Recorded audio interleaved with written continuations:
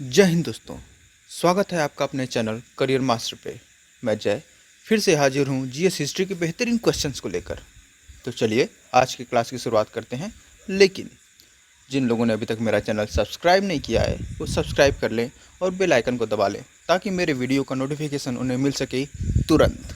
चलिए तो बढ़ते हैं पहले क्वेश्चन की ओर। पहला क्वेश्चन, सविनय अवज्ञा आंदोलन वर्ष 1930 में कहाँ शुरू हुआ था? Option A Bardoli, option B Champaran, option C Dandi या फिर ऑप्शन डी मुंबई। आंसर करिएगा 5 सेकंड में।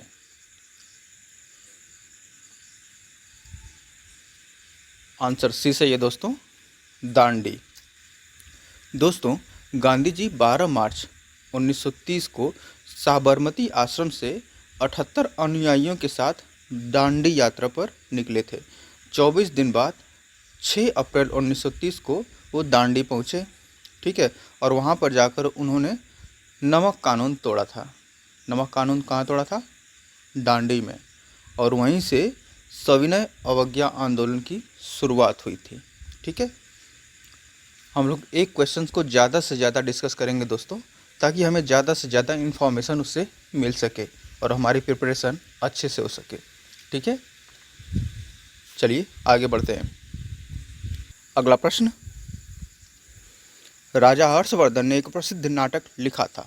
कौन सा नाटक था वो? Option A Narayaniyam, option B Nagananda, option C Ramayana या फिर ऑप्शन डी भारतांजलि। आंसर करिएगा।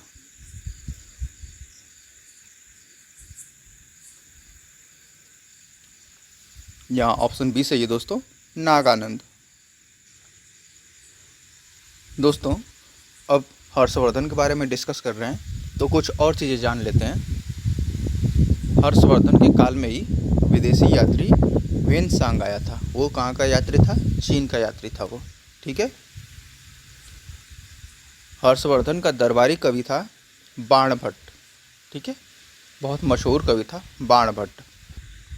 और बाणभट्ट की जो रचनाएं थी वो हर्षचरित और कादम्बरी, दो बहुत प्रमुख रचनाएं हैं। याद रखिएगा, एग्ज़ाम में कई बार पूछा जाता है। और साथ ही साथ हर्षवर्धन ने कुछ और नाटक लिखे थे। उसमें 2 नाटक उसके मशहूर हैं, प्रियदर्शिका और रत्नावली। ठीक है, चलिए आगे बढ़ते हैं। मेरे ख्याल से आपको वीडियो पसंद आ रहा होगा दोस्तों। अगर अच्छा लग रहा है तो इसे लाइक कर लीजिएगा। अगला प्रश्न, सबसे पुराना उपनिषद है? ऑप्शन ए केना उपनिषद, ऑप्शन बी छांदोग्य उपनिषद, ऑप्शन सी मांडुक्य उपनिषद या फिर ऑप्शन डी ईश उपनिषद। आंसर करिएगा। सबसे पुराना उपनिषद, यहाँ हम ऑप्शन डी के साथ जाएंगे दोस्तों। ईश उपनिषद सबसे पुराना उपनिषद है। ठीक है, और यहीं पे पूछा जाए सबसे छोटा उपनिषद, तो फिर हमारा ऑप्शन सी होगा सही दोस्तों। मांडुक्य उपनिषद सबसे छोटा उपनिषद है। और वहीं पे पूछा जाए सबसे बड़ा उपनिषद, तो छांदोग्य उपनिषद सबसे बड़ा उपनिषद है। ठीक है, आगे बढ़ते हैं। अगला प्रश्न, प्रश्न है चाणक्य का एक अन्य नाम था। क्या नाम था? Option A Vishnugupta, option B Devvarman, option C Ramgupta या फिर ऑप्शन डी बृजेश्वर। आंसर करिएगा। यहाँ ऑप्शन ए के साथ जाएंगे दोस्तों, विष्णुगुप्त। चाणक्य का दूसरा नाम क्या है? विष्णुगुप्त। और चाणक्य की एक रचना भी है दोस्तों, अर्थशास्त्र के नाम से, बहुत ही मशहूर रचना है।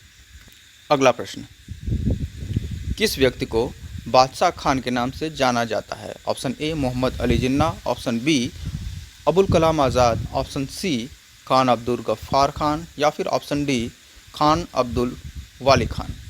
आंसर करिएगा।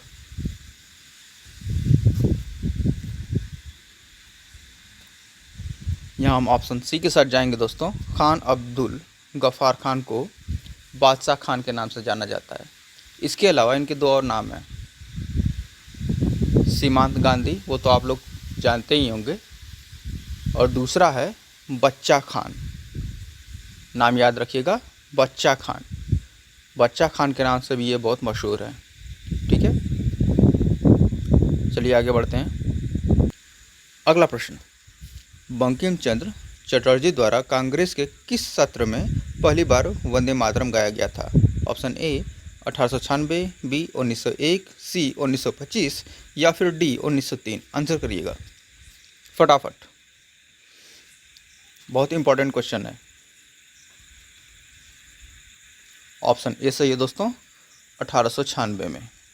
ठीक है, अब इसको डिस्कस कर लेते हैं। तो ये कांग्रेस का 12वां अधिवेशन था। ठीक है दोस्तों, और इसके अध्यक्ष थे रहीमतुल्लाह सयानी। अध्यक्ष कौन थे? रहीमतुल्लाह सयानी, और ये स्थान था कलकत्ता। ठीक है, आगे बढ़ते हैं। अगला प्रश्न, वंदे मातरम नामक पत्रिका का प्रकाशन किसने किया था? Option A Ajit Singh, B Arvind Ghosh, C Gandhi ji या फिर डी ऑप्शन राजेंद्र पाल। बहुत इंपॉर्टेंट क्वेश्चन है। यहाँ ऑप्शन बी के साथ जाएंगे दोस्तों, अरविंद घोष। ठीक है, एक प्रश्न पूछता है कि कौन से क्रांतिकारी थे जो बाद में साधु हो गए थे। ठीक है, तो वो भी अरविंद घोष ही थे। ठीक है, अब अरविंद घोष की कुछ और कृतियाँ भी थीं, उनको देखते हैं। तो एक थी द लाइफ डिवाइन, दूसरी उनकी कृति थी सिंथेसिस ऑफ योगा, और तीसरी कृति थी सावित्री। नाम याद रखिएगा, the life divine, synthesis of yoga और सावित्री, ये तीनों के तीनों अरविंद घोष ने लिखे थे। ठीक है, और वंदे मातरम पत्रिका का प्रकाशन भी अरविंद घोष ने किया था। आगे बढ़ते हैं। अगला प्रश्न, आर्य समाज कब स्थापित हुआ? Option A 1875, option B 1895, option C 1865 या फिर ऑप्शन डी 1902।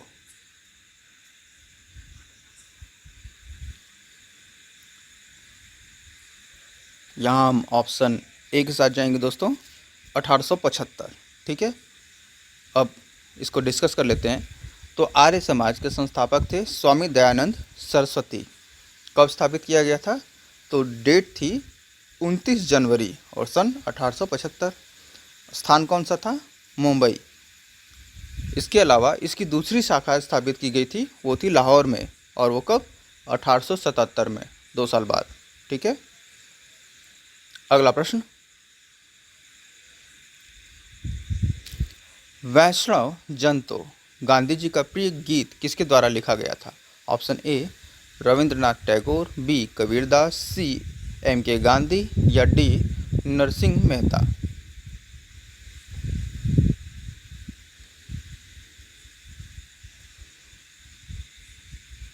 यहाँ हम ऑप्शन डी के साथ जाएंगे दोस्तों, नरसिंह मेहता। नरसिंह मेहता गुजरात से संबंध रखते थे दोस्तों, और ये कृष्ण के बहुत बड़े भक्त थे।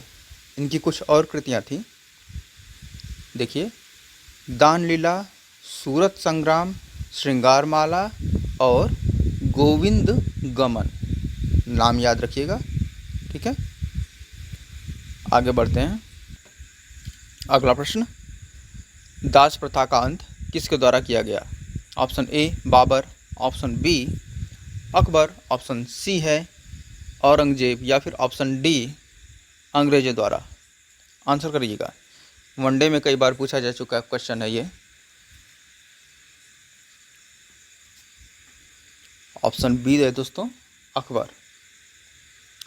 अकबर ने दोस्तों दास प्रथा का अंत 1562 में किया था। याद रखिएगा, 1562 में दास प्रथा का अंत अकबर ने किया। ठीक है, अकबर ने 1563 में दोस्तों तीर्थ यात्रा कर की समाप्ति कर दी थी, जो सिर्फ हिंदुओं पे लगती थी। 1564 में हिंदुओं पर लगने वाला जजिया कर उसने समाप्त कर दिया था। ठीक है, 1571 में उसने फतेहपुर सीकरी की स्थापना की थी, और राजधानी आगरे से फतेहपुर सीकरी लेकर गया। ठीक है, फिर याद रखिएगा 1582 में उसने दीन इलाही धर्म की स्थापना की। 1583 में इलाही संवत चलाया। ठीक है, ये याद रखिएगा, बहुत इंपॉर्टेंट क्वेश्चन हैं ये सब। आगे बढ़ते हैं। अगला प्रश्न, अटाला देवी की मस्जिद का निर्माण किसके द्वारा किया गया? Option A Malik Sarwar, option B Hussain Shah Sharqi, option सी इब्राहिम शाह सरकी, या फिर ऑप्शन डी औरंगजेब। आंसर करिएगा, बहुत इंपॉर्टेंट क्वेश्चन है। ऑप्शन सी सही है दोस्तों, इब्राहिम शाह सरकी। दोस्तों, इब्राहिम शाह सरकी ने इसका निर्माण कराया था, हालांकि इसकी नींव जो थी वो फिरोज शाह तुगलक ने ही रख दी थी। अब देखिए दोस्तों, अटाला देवी की मस्जिद का निर्माण वर्ष 1408 ईस्वी था। ठीक है, ये एक बार पीसीएस में भी पूछा जा चुका है क्वेश्चन। स्थान कौन सा है? तो जौनपुर है। ठीक है, अच्छा, जौनपुर को बसाया किसने था दोस्तों? पूछा जाए तो फिरोज शाह तुगलक ने बसाया था। ठीक है, और देखिए ये मस्जिद जो है पहले मंदिर हुआ करता था।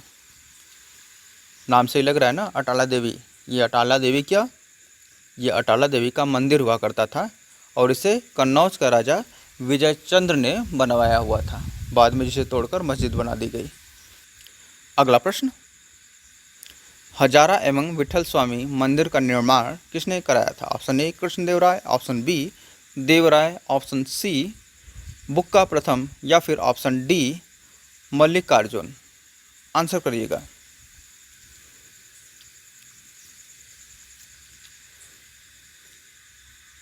ऑप्शन ए सही है दोस्तों, कृष्णदेव राय।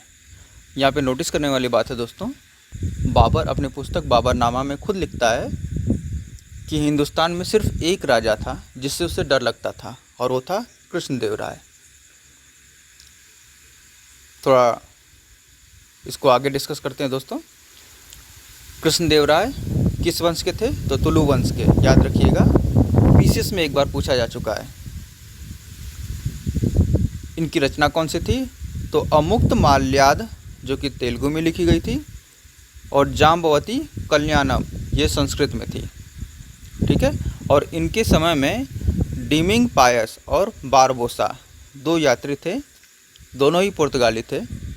ये भारत भ्रमण पे आए हुए थे। तो दोस्तों, आज के लिए बस इतना ही। वीडियो अगर अच्छा लगा हो तो इसे लाइक करिएगा, शेयर करिएगा और मेरे चैनल को सब्सक्राइब ज़रूर करिएगा। धन्यवाद।